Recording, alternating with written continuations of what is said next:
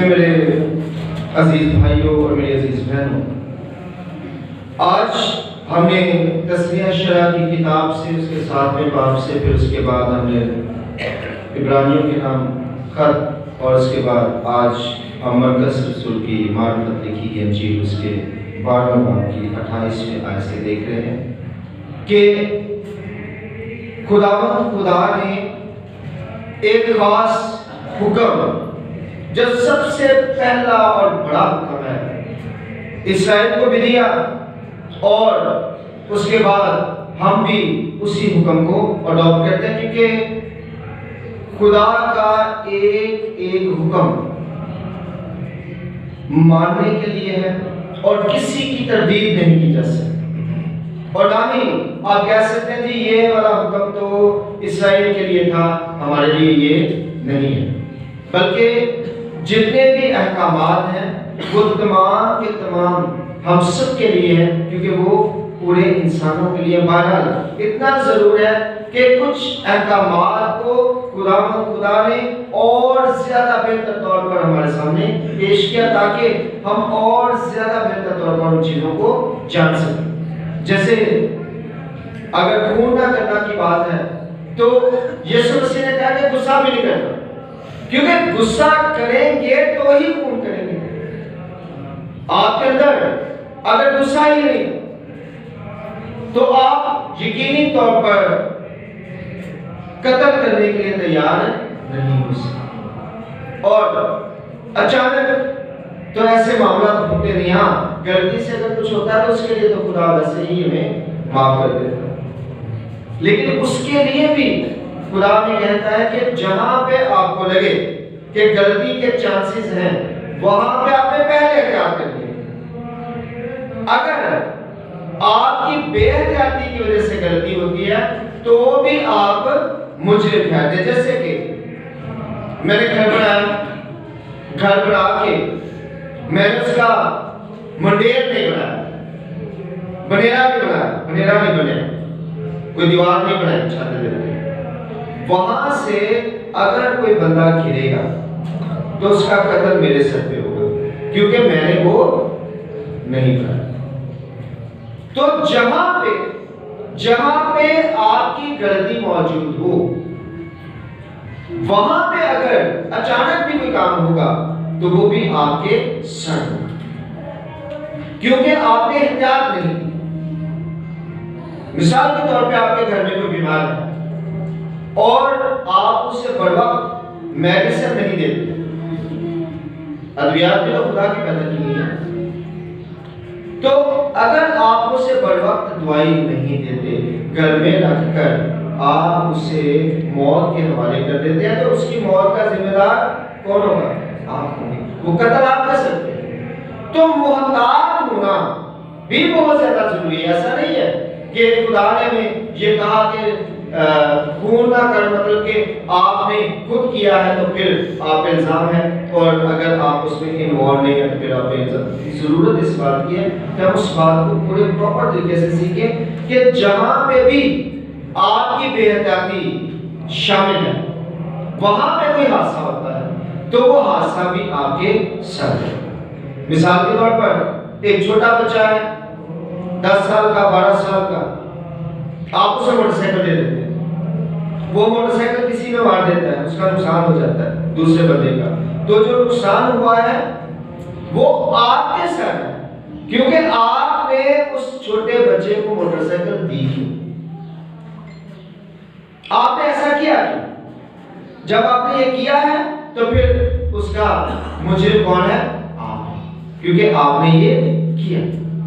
تو جہاں پہ بھی شریعت کی بات آتی ہے، قوانین کی بات آتی ہے، خدا کے فضل کی بات آتی ہے، ان تمام میں ان باتوں کا خیال رکھنا بہت زیادہ ضروری ہے کہ آپ نے اپنے خدا کے ساتھ محبت کس طرح سے رکھنی ہے، کیونکہ یہ عقل کے تقاضے ہیں۔ جو میں نے بھی آپ سے بات کی، یہ عقل کے تقاضے ہیں کہ آپ اپنے گھر کے اوپر منڈیر بنائیں، آپ گلی میں کوئی ایسی چیز نہ بنا دیں کہ جس کی وجہ سے کوئی دوسرا بندہ گر سکے، یا کوئی بھی اور چیزیں ہیں۔ مثال کے طور پر آپ وکاس کے لیے، وکاس آپ کے لیے اوپر نالے شنالے بنا دیتے ہیں، وہ بھی اس طرح کا نہیں ہونا چاہیے کہ جس کا پانی کسی کے سر پہ گرتا ہو۔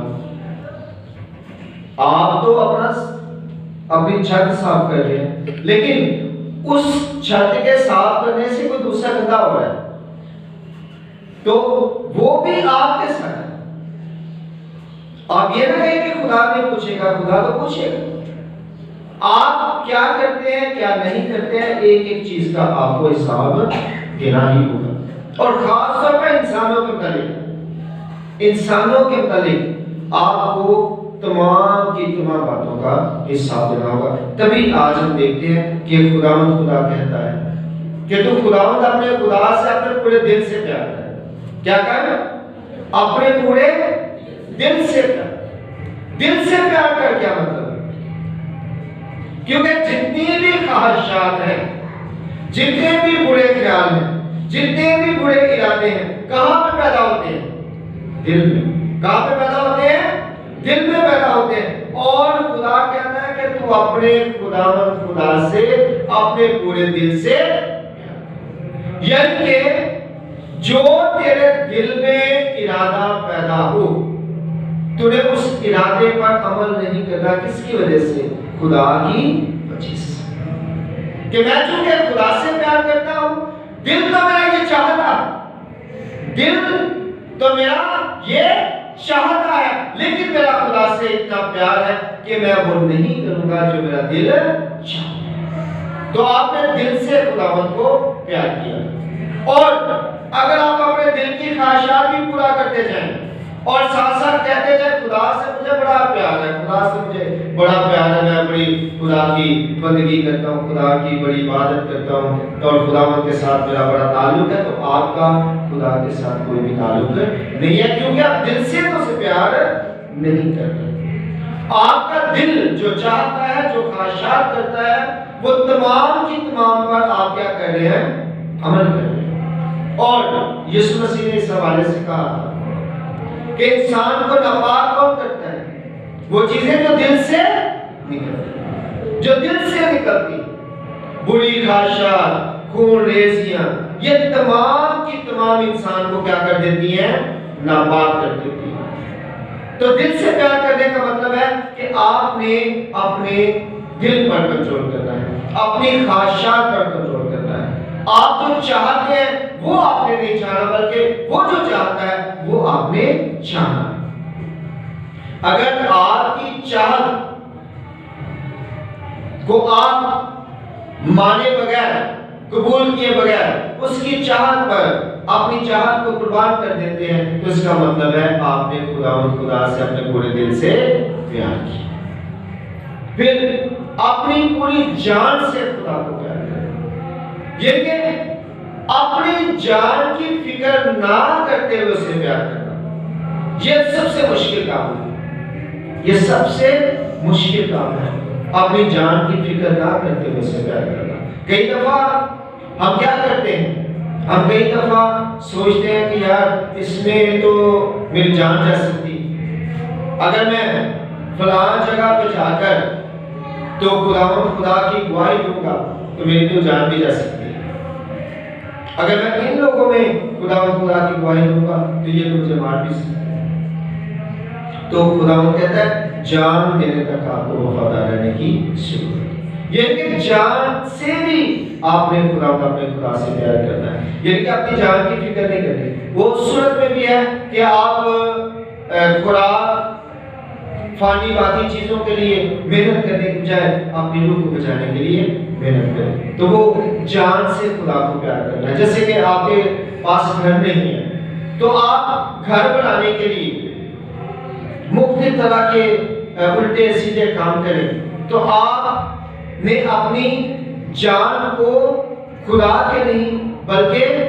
دنیا کے حوالے کر دیا۔ آپ نے جان سے خدا کو پیار نہیں کیا، کیونکہ آپ تو جسمانی راحت کے متعلق سوچ رہے ہیں، لیکن خدا کیا چاہتا ہے؟ آپ آسمانی زندگی کو حاصل کریں۔ تو اپنی پوری جان سے، یعنی کہ آپ نے اس کی راہ میں جان قربان کرنے کے لیے بھی تیار رہنا۔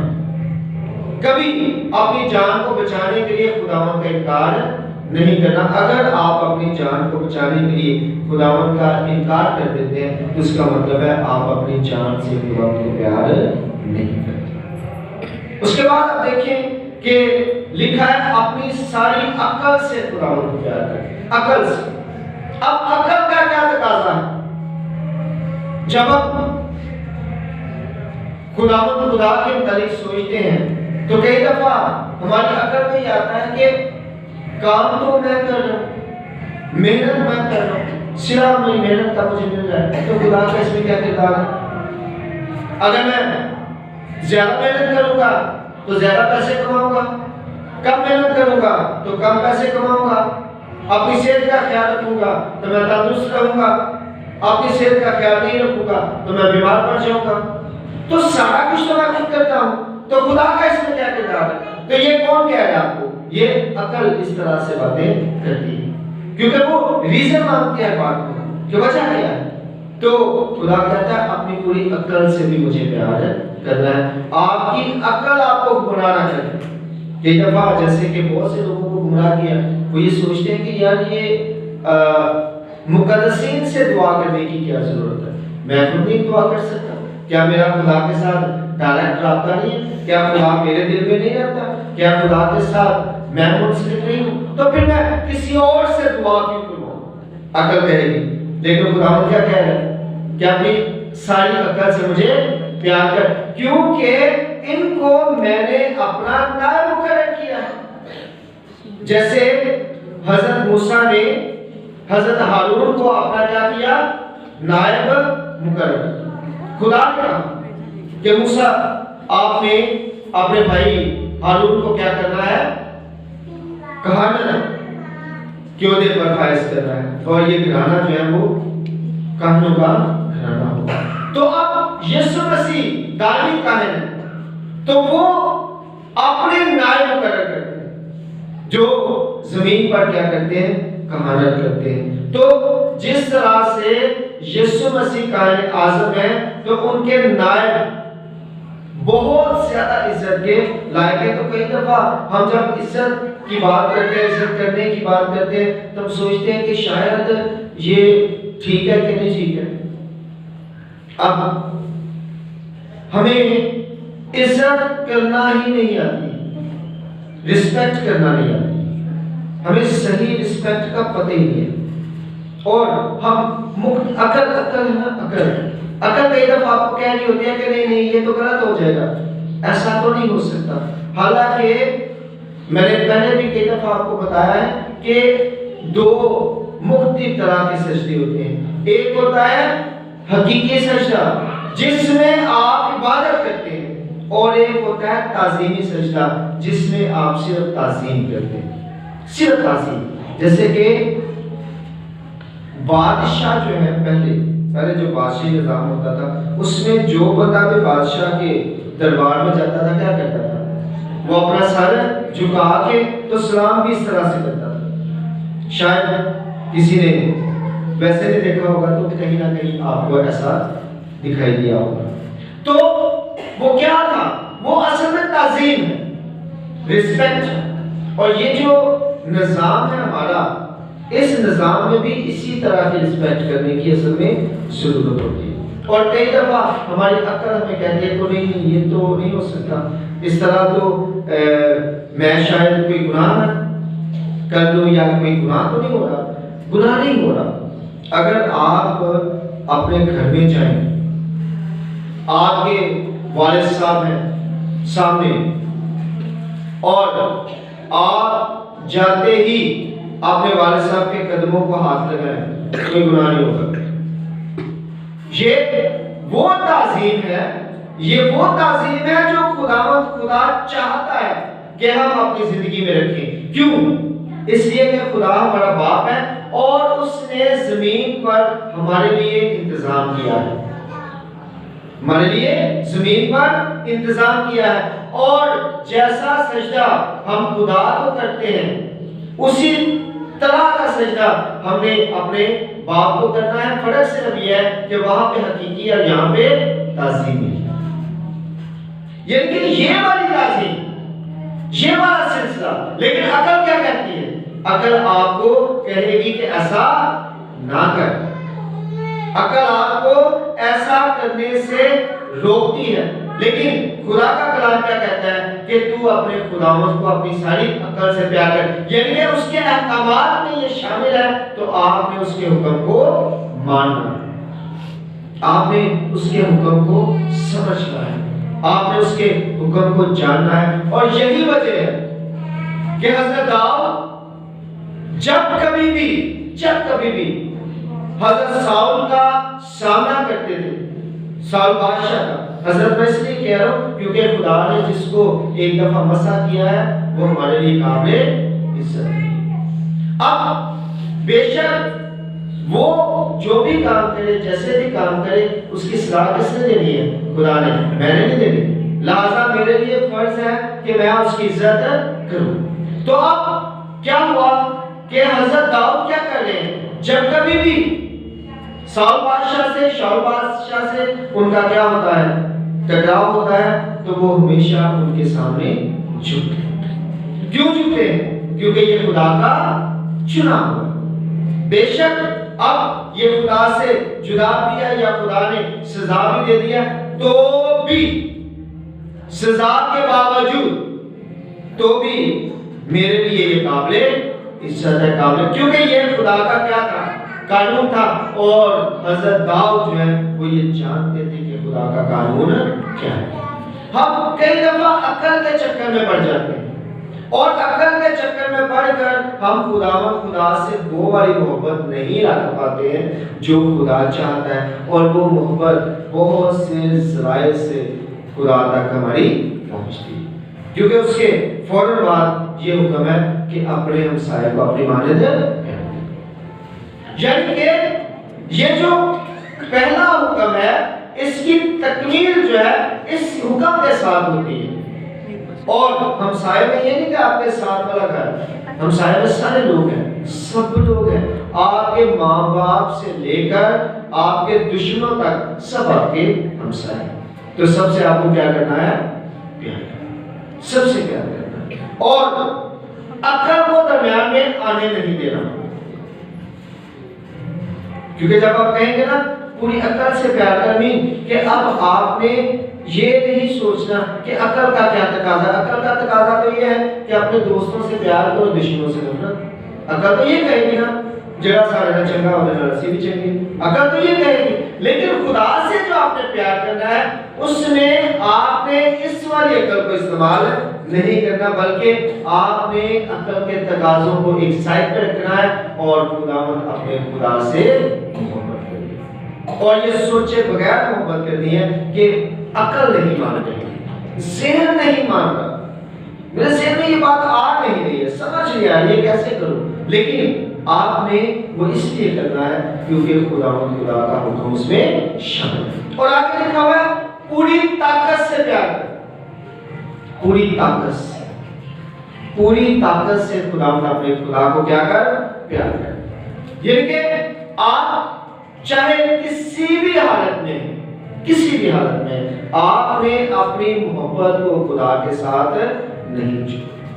جب ہم طاقت سے پیار کی بات کرتے ہیں نا تو کئی دفعہ ہمارے اندر سکت یہ نہیں رہتی. کیسے؟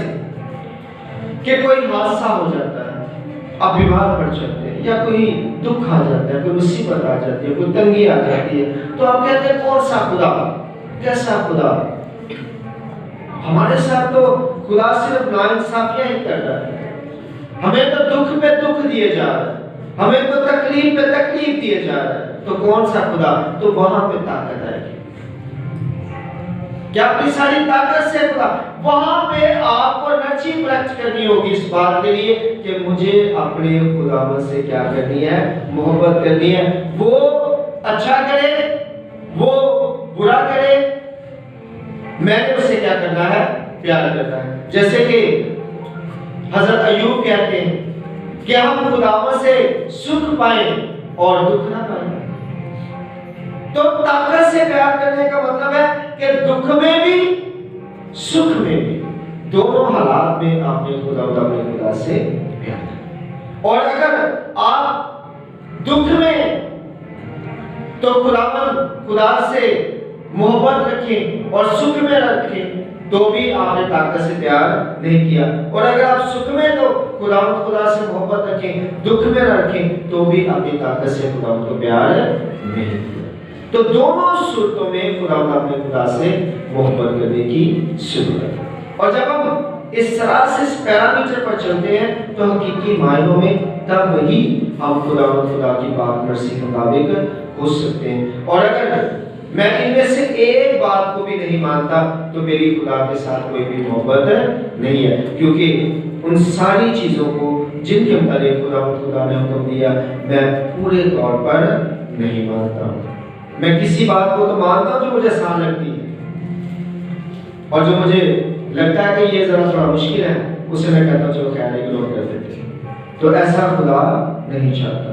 خدا چاہتا ہے کہ ہم سارے حالات میں، سارے معاملات میں اپنے خدا سے پیار کرے۔ یہ اسی لیے الگ الگ لکھا گیا، ساری باتوں کو بیان کیا گیا کہ کہیں پہ بھی آپ کو کوئی ایسا کلو نہ مل جائے، کوئی ایسی بات نہ مل جائے جس میں سے آپ نکلنے کی کوشش کریں۔ آئے ہم خدا سے التجا کریں کہ خدا ہمیں حقیقی معنوں میں اپنے آپ سے محبت کرنے کی توفیق عطا فرمائے تاکہ ہم پورے طور پر اس کی برکتوں کو حاصل کر سکیں۔